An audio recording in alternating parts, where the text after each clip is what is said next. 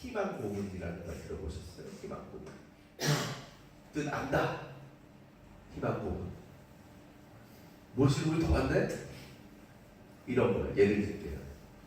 저는 정말 그렇지 않지만 예를 들기 위해서 말씀드리는 거예요. 제가 은유한테 뭐 먹을 거나 우리가 좋아하는 게 줄 때 그냥 안 주거든요. 꼭 뭘 시켜요. 개인기를 막 시켜요. 열심히 합니다. 그거 받아 먹으려고. 그래서 열심히 하면 내 마음에 들면 줘요.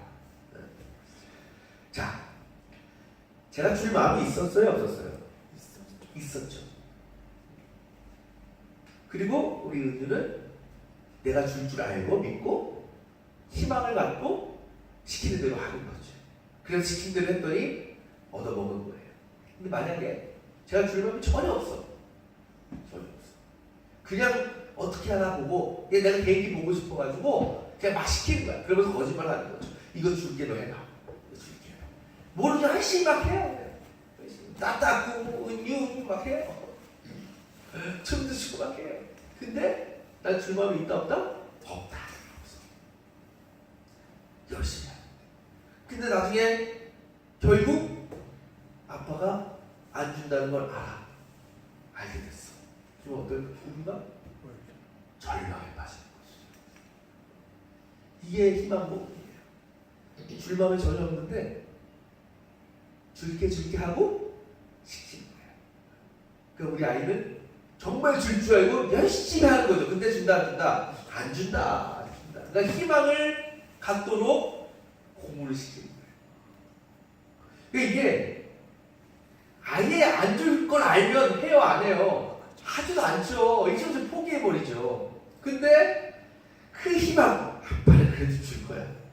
그 희망 때문에 손에서 놓지 못하는 거예요. 그게 희망복이에요. 근데 그 희망복을 통해서 진짜 희망을, 소망을 누립니까? 아니라는 거죠. 희망을 주는 것 같아 보이는데 결국은 오히려 더 큰 절망과 좌절에 빠지게 만들어요. 네, 여러분, 우리가 신앙생활 하면서도요, 이런 마음 들 때 있어요. 어떤 마음이냐면, 하나님이 나를 뭐해? 희망복을 하는 거 아닐까. 주님께서 성경에서 늘 하시는 말씀이 뭐예요? 늘 희망적인 말씀 하시잖아요. 믿고 기도해라. 복 주겠다. 구하면 내가 구해주겠다. 응답해주겠다. 그 약속을 하셨는데 우리가 그 약속 믿고 열심히 신앙생활 하는 거 아닙니까? 말씀대로 믿고 따르고 기도하는 건 아닙니까? 그런데 저게 현실을 보면 그 신앙의 열매가 거둬지지 않는 거예요. 아무리 기도했는데 응답되지 않는 것 같아요. 더 많은 어려움과 고난에 빠질 때가 있습니다. 그럴 때도 주님은 여전히 말씀하시죠. 끝까지 기도해라. 나를 따라라. 순종해라. 아니 도저히 나아질 것 같지도 않은데, 변화될 것 같지 않은데 그냥 하나만 하시는 거예요. 그리고 실제로 그런 상황들 때문에 많은 성도들이 절망에 빠져요. 좌절해요. 누구 때문에? 주님 때문에. 그래서 내가 이러려고 했습니다. 회의감을 느끼고 그러다가 신앙을 포기하는 거죠. 마치 주님이 희망복을 하는 것 같은 그 상황을 우리는 어떻게 받아들여야 되는 겁니까? 예수께서 세상에 계신 동안에요, 예수를 믿고 따르는 제자들이 많았잖아요. 그 사람들의 삶이 어땠을까요? 늘 행복하고 평안했을까요? 아니에요. 늘 예수님이 계실 때도 어렵고 힘들었어요. 왜? 유대인들이 계속 공격하니까, 박해하고 핍박하니까. 그런데요, 그 사람들은요, 그 핍박과 어려움에도요, 희망이 있었어요. 소망이 있었어요. 어떤 소망? 어떤 희망? 메시아로 오신 예수님께서 이 땅을 구원하시길 될 날이 올 것이다. 현실의 세상은 너무나 고난스럽지만 그 구원의 날, 영광의 날을 바라보면서 참고 이겨냈다는 거예요. 그러면서 어떤 생각을 갖겠어요? 빨리 그 날이 왔으면 좋겠다. 그런데요, 그럼 그들에게 주님께서 뜻밖의 말씀을 하십니다. 어떤 말씀이에요? 내가 십자가에 달려서 죽을 거다. 예수님을 따르던 사람들이요, 깜짝 놀랐을 거예요. 이렇게 생각했을 거예요. 아니, 하나님의 아들이, 메시아가, 우리를 구원하실 분이 십자가에 달려 죽어? 믿을 수 없었어요. 그렇다고 주님의 말인데 부정할 수도 없는 거예요. 그러면서 그들도 이렇게 생각했을 거예요. 아, 그래. 예수님이 그냥 허무하게 달려 죽으실 일이 없어. 뭔가 반전이 있을 거예요. 뭔가 있을 거예요. 사실 그들에게요, 이 예수님의 예언은요, 절망적인 거였어요. 정말 예수께서 비참하게 십자가에 달려 죽어? 정말 그렇다면요, 지금껏 예수님을 메시아로 영광의 주를 믿고 따라다녔던 그 날들은요, 다 물거품되는 거였어요. 후회할 일들이었어요. 그래도 아직 끝났어요, 안 났어요? 끝났어요. 아직은 살아계셨기 때문에 희망을 갖고 있는 거예요. 그런데 주님께서 말씀하신 그날이 온 거예요. 진짜 예수님께서 십자가에 달려 죽으셨다.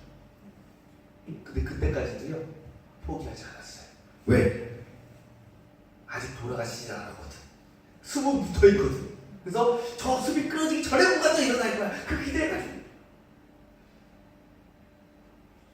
마치 몰락하고 있어요. 이 사람들이 희망 꼭 나가고 있는 거예요. 예수는 죽을 건데. 예수님께서 그들의 길을 저버리셨죠.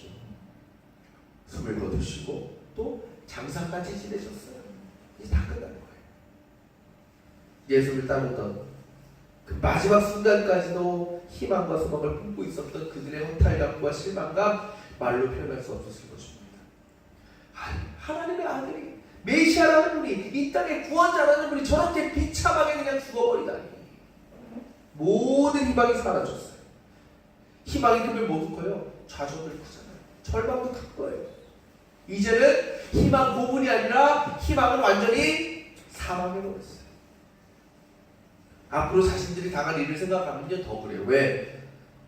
이제 예수님 죽어버렸으니까 그 유대인들이 더 신나서 공격할 거 아니에요. 더 신나서 핍박할 거 아니에요. 야, 이거 이제 우리는 큰일 났다. 그래서 많은 예수님을 따르는 사람들이 뭐 하냐면 도망갔어요. 유대인들 피해서 도망갔어요. 후회하면서, 원망하면서, 희망이 사라지니까 주님을 떠나는 거예요. 오늘 말씀에 예수님의 제자 2명이 등장하죠. 이 사람도 그렇게 가고 있어요. 예수님 죽고 나서 실망해서, 좌절 절망해서 예루살렘을 떠나가지고 엠마오로 가고 있는 거예요. 이제 그들에게 주님은 메시아가 아니야. 구세주가 아니야. 배신자예요, 배신자. 그들은 그 주님을 잊어버린 지 오래됐어요. 그렇게 내가 왜 그런 주님을 따랐을까? 그 시간에 내가 일을 했어도 돈이 나면 얼마나 더 벌 수 있을까? 이런 생각하면서 그냥 걸어가고 있는 거예요. 그런데 그들이 그 길을 가는 가운데 놀라운 일을 경험하죠. 어떤 일입니까? 부활하신 주님이 자신들 앞에 딱 나타나는 거예요. 예수님께서 말씀하신 대로 3일 만에 부활하신 거예요. 자신들 앞에 나타나신 거예요. 절망과 좌절에 빠진 그들에게 이제는 뭐가 미치는 거예요? 희망의 빛이 비치는 거예요. 그런데 이 웬일이에요? 이 사람들이 예수를 알아봐요? 못 알아봐요? 못 알아봐요. 16절에 왜 못 알아본다 그래요? 그들은 눈이 가려졌다. 여기서 눈이 가려졌다는 것은 앞을 보고 볼 수 없게 되었다는 의미가 아니죠. 이 말은 예수님이라는 존재를 다 잊어버렸다는 거예요. 이미 잊혀진 존재예요. 예수님에 대한 기대, 희망 하나도 남아있지 않은 것입니다. 만약 그들이요, 예수님을 향한 그 부활에 대한 소망과 기대가 조금이라도 있었다면 알아봤을 거예요. 몇십 년을 따라다녔는데 그걸 까먹겠어요. 그래서 그 좌절과 두려움에서 벗어날 수 있었을 거예요. 하지만 이들은 부활하신 주님을 만났지만 그 사실을 모른 채 그냥 세상으로, 죄악으로 나아가고, 주님께서 마음이 어떠셨을까요? 실망하셨겠죠. 그 절망과 두려움에 빠졌어. 나를 잊어버리고 나를 알아보지 못하는 그들이 얼마나 안타까우셨을까. 그러면서도요, 저 같으면 엄청 화가 났을 거예요. 분노했을 거예요. 여러분이라면 안 그렇겠어요? 아니, 내가 그토록 부활할 거라고 3번이나 얘기했는데 그것도 믿지 않고 잊어버리고 나를 떠나? 나를 알아보지도 못해? 괘씸한 것들. 그러면서요 우리 같으면 그래 니들 잘 먹고 잘 살아. 그러고 그냥 가버렸을지 몰라요. 그런데 예수님께서 어떻게 하셔요? 떠나셔요? 그들을 버리셔요? 아니에요. 계속 그들과 함께 하셔요. 그러면서 계속 뭐 하시면 대화하셔요. 그들의 처음 문제를 아시고 그들의 문제를 해결해 주시기 위해서 열심히 설명해 주세요. 내가 예수라는 것을, 내가 부활했다는 것을 구약에 있는 말씀까지 예언의 말씀까지 다 일일이 설명해 주시면서 그들의 믿음을 뭐 하시려고? 회복시키려고 애를 쓰시고 계시는 거예요. 가는 게 이거예요. 우리도 이 제자들과 같은 상황에 빠질 때가 있죠. 더 이상 희망이 없어. 더 이상 기대할 것이 없어. 온통 좌절과 절망뿐이야. 그 고난 속에서요. 그래도 우리는 그래도 주님 의지하면서 가려고 하고 참고 견뎌보지만 이것이 끝날 것 같지가 않은 거예요. 마치 아까 말씀드렸듯이 나를 희망 고문하시는 것 같은 느낌이 듭니다. 하나님이 나를 버렸다고 생각합니다. 그리고 더 이상 견디지 못하고 주님을 등지고 세상을 향해서 떠나가는 거예요. 바로 예루살렘을 떠나서 엠마오를 떠난 이 제자들처럼. 하지만 주님을 등지고 세상을 향해 가는 그 길에 누가 계셔요? 주님이 계셨다는 거예요. 그 불안과 두려움과 주님을 향한 원망, 그것 때문에 주님을 버리고 떠난 그 제자들을 찾아가신 주님이요, 저와 여러분의 삶 가운데도 찾아오신다는 거예요. 근데 문제는 뭐냐? 우리가 그 절망과 두려움이 너무나 커가지고 그것이 우리의 눈을 가려워가지고 주님께서 나를 찾아오셨다는 것, 내 곁에 계시다는 것을 깨닫지 못하는, 잊게 만든다는 것입니다. 주님을 볼 수 없는 거예요. 하지만 우리가 주님을 당장 알아보지 못해도, 주님께서 우리의 눈이 가려져서 주님이 나와 함께 하신다는 것을 깨닫지 못해도, 그래서 내 앞에 계시는 주님을 그냥 지나쳐버리고 그렇게 여전히 죄를 향해 갈 때도요, 주님은 어떻게 하신다? 그래 자기가 끝까지 따라오시는 거예요. 아니 우리보다 먼저 앞서가셔서 우리를 기다리고 계신다는 거예요. 우리를 포기하지 않으시고요, 우리를 어떻게 해서든 회복시키기 위해서, 어떻게 해서든 다시 살리시기 위해서 우리를 찾아오신다. 그래서 우리의 마음을 계속 두드리시는 거예요. 다시 돌아와요. 내가 이 제자들 보세요. 부활하신 예수님 만났을 때 처음에는 예수님 알아봤습니까? 못 알아봤습니까? 못 알아봤죠. 그런데 예수님과 함께하는 시간이 계속될수록, 예수님과 대화를 하면 할수록, 예수의 말씀을 들으면 들을수록 조금씩 변화되어 갔어요. 완전하진 않았지만 그 없어졌던, 잊어버렸던 그 소망이, 희망이 조금씩 자라는 거예요. 그래서 그 오늘 말씀은 안 나오지만 뒤에 보면 그 제자들이 예수님 집으로 모셔드립니다. 그때까지도 예수님이 부활하셨다는 건 믿지 못해요. 마음만 좀 열릴 뿐이에요. 그 집에서도 계속 예수님과 대화합니다. 예수께서 말씀해 주십니다. 예수님과 교제합니다. 그때 드디어 그들의 가려졌던 눈이 열리게 됐어요. 아, 이분이 부활하신 예수님이구나. 그 순간에 이전에 절망과 좌절에 빠져 아무 소망 없이 주님을 떠나서 세상으로 향하던 그들의 삶이 다시 주님과 함께 있을 때에 가졌던 기쁨과 소망으로 회복되었어요. 그래서 그들이 어떻게 됐냐면 33절 읽지 않았지만 뒤로 넘겨보시면 이렇게 얘기하죠. 우리 다 같이 읽어볼까요? 33절 시작. 그들이 곧바로 일어나서 예루살렘에 돌아와서 보니, 변화되고 나서 그들이 곧장 한계로 일어나서 돌아간다. 어디로? 예루살렘으로. 다시 세상을 등지고 주님께로 나아가는 거죠. 여러분 삶에 희망이 없어요? 더 이상 기대할 것이 없습니까? 세상 사람들은 그렇게 생각할 수 있어요. 다 끝났다. 하지만 우리는 아니에요. 우리에게요, 소망과 희망과 기대는 절대로 사라질 수가 없어요. 왜? 우리 주님이 소망이기 때문에, 우리 주님이 희망이기 때문에. 그 주님이 우리를 떠나요? 사라져요? 아니에요. 그 주님이 영원하신 분이에요. 희망 대신 주님이 영원하시기 때문에 우리에게 그 희망이 사라질 수 없다. 단지 우리가 주님을 떠날 뿐이죠. 우리가 주님을 등질 뿐이죠. 우리가 아무 소망이 없고 아무 기대할 것이 없다라고 생각하는 것은 주님께서 나를 버리셔서가 아니라 그 반대예요. 내가 주님을 버렸기 때문에, 내가 주님을 등지고 떠났기 때문에. 비록 우리의 믿음이 연약해서요, 주님을 떠나서 세상으로 향해 갈 때 많아요. 내가 처한 상황과 환경만을 보면서 주님의 존재를 의심하고 불평과 원망 가운데 살 때 많이 있습니다. 나를 위로하시고 치유와 회복을 허락해 주시려고 주님이 내 곁에 와 계신데도 그것을 깨닫지 못해요. 주님의 부르심을 듣지 못하고 응답하지 못합니다. 하지만 주님은 끝까지 포기하지 않으십니다. 그럼에도 우리 곁에서 늘 우리를 부르고 계신다. 언제까지? 우리가 돌아갈 때까지, 우리가 주님을 바라볼 때까지, 주님의 음성을 들을 수 있을 때까지, 나아갈 때까지 영원히 우리를 떠나지 않으신다는 것이. 저희 삼촌 다 아시죠? 제가 우리 성단들 때도 꼭 한번 간증 한번 하셨는데, 아시다시피 저희 삼촌의 아들 준영이는 중학교 2학년입니다. 자폐아예요.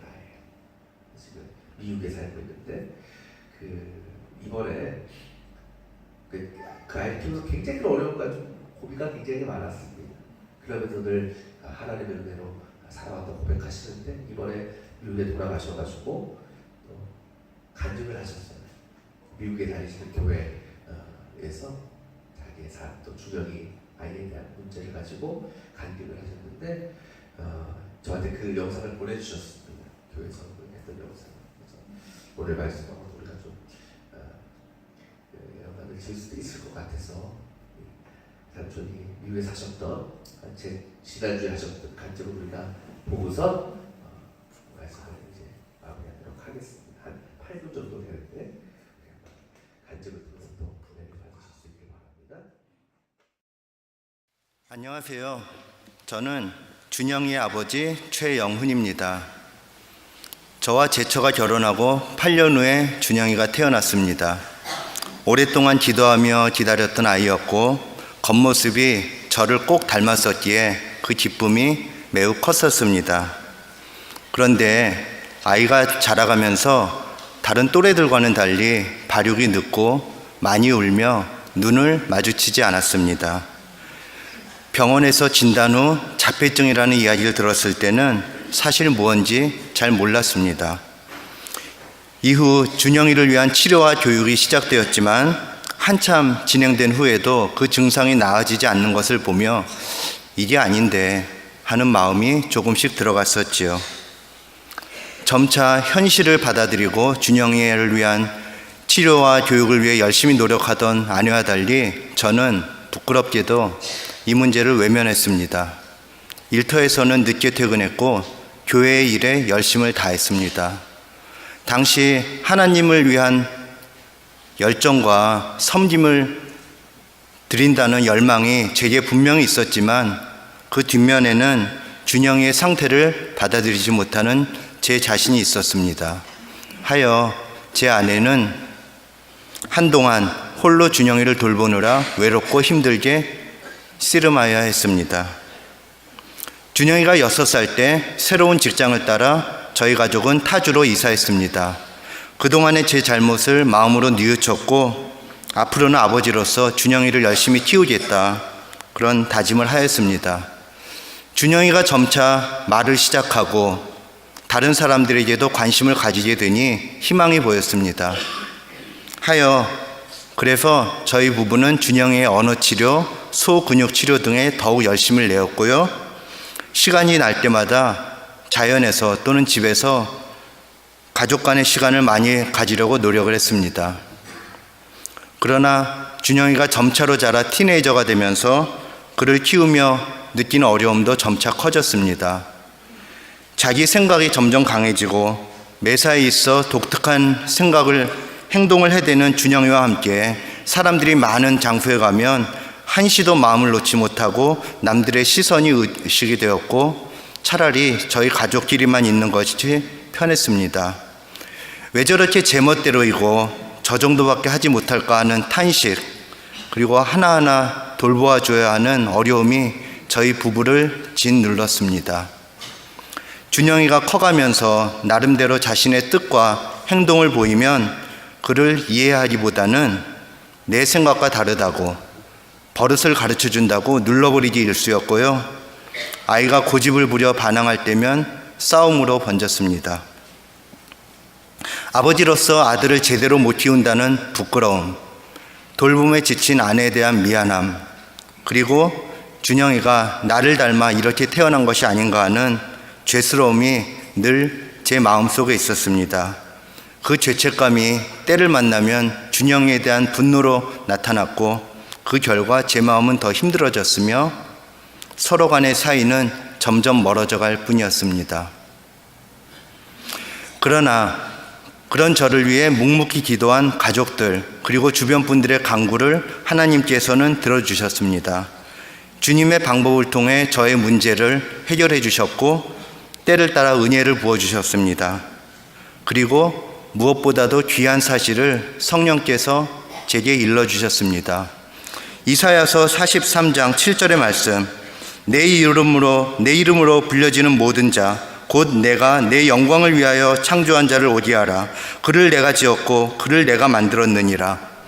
이 말씀을 통해 준영이가 나를 닮은 내 아이가 아닌 하나님께서 당신의 형상을 따라 창조하신 그분의 자녀임을 알게 하셨습니다. 역시 이사야서 말씀, 이 백성은 내가 나를 위하여 지었나니 나를 찬송하게 하려 함이니라.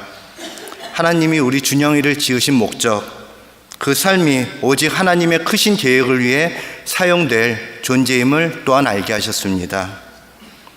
주님, 이제부터 주께서 부어주신 사랑으로 주님이 허락하신 그날까지 준영이를 사랑하며 귀하게 잘 키워가도록 도와주세요.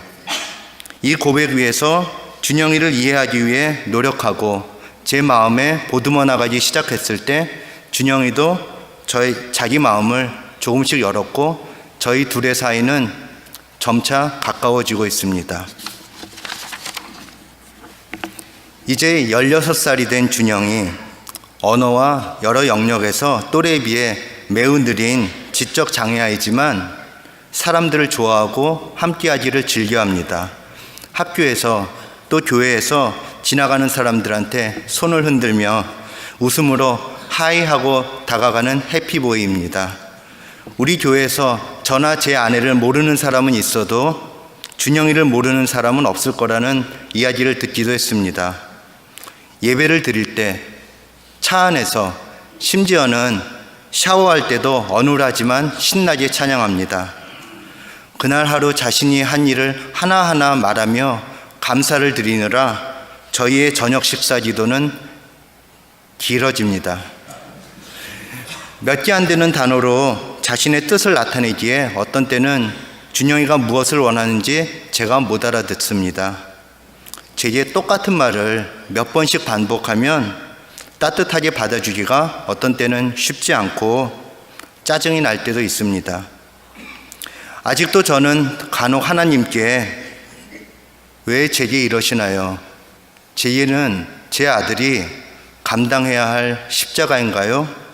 하고 묻곤 합니다.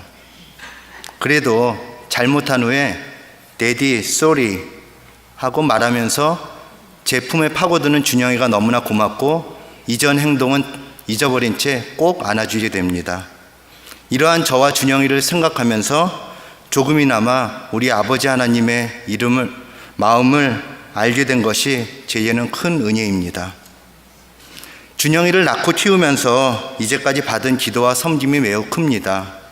삶이 너무나 힘들어서 한국으로 돌아갈까 고민하던 어느 날 준영이의 미래에 대한 안타까움 때문에 울던 저를 품 안에 안아주신 목자님, 역시 눈물과 기도로 응원해 주신 목사님들, 집사님들, 장애우를 섬기는 단체 섬김이분들과 또 다른 장애우 가족분들의 사랑에 감사드립니다. 어느 섬김이분들의 말씀처럼 장애인과 비장애인이 서로 어울려 즐겁게 살아가는 공동체, 또 우리 아이들의 세대가 되기를 소원합니다. 또한 준영이보다 하루를 더 사는 것이 현재 저의 소원이지만 제가 먼저 천국에 가더라도 그 이후에 준영이의 삶을 지금까지처럼 하나님께서 책임져 주신다는 그 믿음이 제 마음에 더욱 강하여지기를 또한 소원합니다. 다시 한번 하나님의 은혜에 감사드리며 간증을 마칩니다. 감사합니다. 장애를 키운다는 건 경험해보진 않았지만 저희 가족인데 옆에서 지켜보잖아요. 정말 힘들어요. 특히 내적 장애 같은 경우는 언제 변할지 모르고 언제 어떻게 될지 모르기 때문에 사실 요즘에도 저한테 카톡으로 가끔 오세요. 창원아 지금 너무 힘들다. 준영이가 이상하다. 좀 기도를 해달라. 그럼에도 우리 삼촌은 고백하시죠. 하나님의 은혜가 아니었다면 난 키울 수 없었습니다. 그리고 하나님께서는 실제로도 우리 삼촌의 마음과 우리 준영이의 마음 가운데 들어오셔서 조금씩 회복된 모습을 보여주시고 계시는 것을 보면 하나님의 은혜로 우리가 살아가는 존재라는 것을 우리가 다시 한번 깨닫게 됩니다. 우리는 포기할 수밖에 없어요. 인간은 연약하기 때문에. 하지만 우리 주님은요 포기하지 않아요. 절대 주님은 희망 고문하시는 분이 아니에요. 그냥 주님은 희망이 있어요. 우리가 늘 부족해서 하나님 마음 아프게 하고 세상을 쫓아서 주님을 떠나가도 우리 주님은 끝까지 우리를 찾으시고 우리를 품에 안아주셔요. 주님은 어떤 분이냐? 잃은 양 한 마리 때문에 목숨 거는 분이에요. 의인 99명보다 죄인 한 사람이 회개하고 돌아오는 것을 가장 기쁘게 여기시는 분이 주님이시죠. 그것이 우리가 어떤 상황 가운데서도 절망하거나 포기하지 않을 수 있는 이유가 될 것임을 여러분 믿으시기 바랍니다. 그 주님의 사랑과 은혜가 우리 성도들, 또 우리 가족들, 이 월들 교회 가운데 넘쳐 흐르기를 소망합니다. 아니 지금도 그렇게 흘러가고 있는 줄 믿습니다.